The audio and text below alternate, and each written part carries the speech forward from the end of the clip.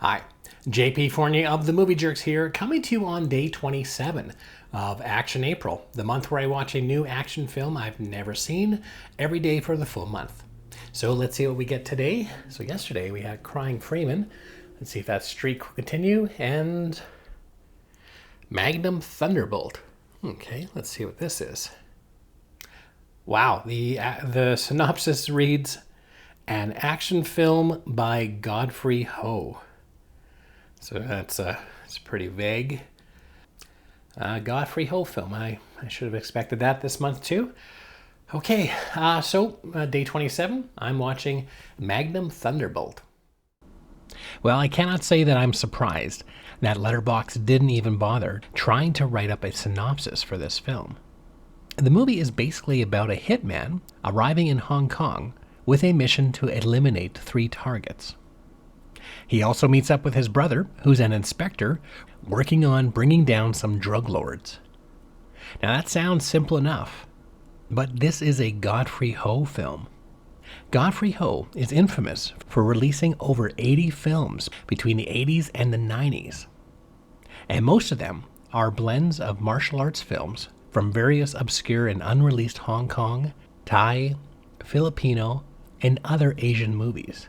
Magnum Thunderbolt, also known as The Man from Holland, feels like one of these mixed films, yet it isn't as confusing as his other releases. And don't get me wrong, it's still awfully confusing. Scenes jump around with very little rhyme or reason.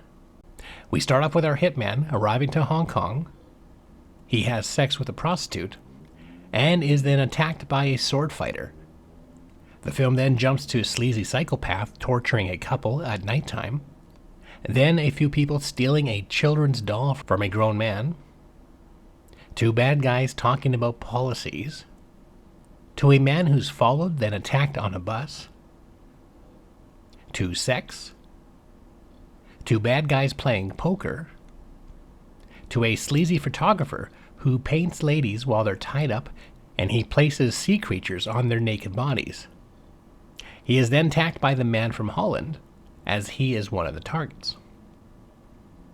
Then we get to a drug deal that goes wrong, to a nightclub meeting, to our inspector raiding a drug dealer's apartment, to our inspector stopping a drug addict from using more drugs, and leaving her tied up so a sleazy character can come and harass her.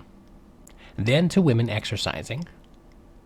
Oh wait, I believe I forgot a scene where a man dressed up in drag tries to murder the Man from Holland with an exploding baby,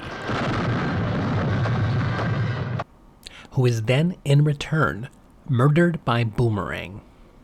Wow, how did I nearly forget that? I think I should also add that between all these scenes, there is a lot of unnecessary dubbed dialogue. Brother, when did you get back? Just got in. Why didn't you tell me you were coming? I daren't tell you. You're a cop. So it could be argued that these transitions and these switches in tones might be chosen strategically to help people not fall asleep throughout this film.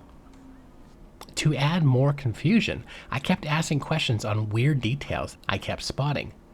Why is the inspector sitting on his boss's desk with his back facing him? Or how did the hitman jump out of the window without even moving curtains? And how can the hitman reminisce about his brother's murder when he wasn't even around to witness it? The film does settle down within the last 4 scenes, allowing the last 15 minutes to make somewhat sense. But with all this, the film is never boring. However, it is very confusing and somewhat nauseating, if not very unique.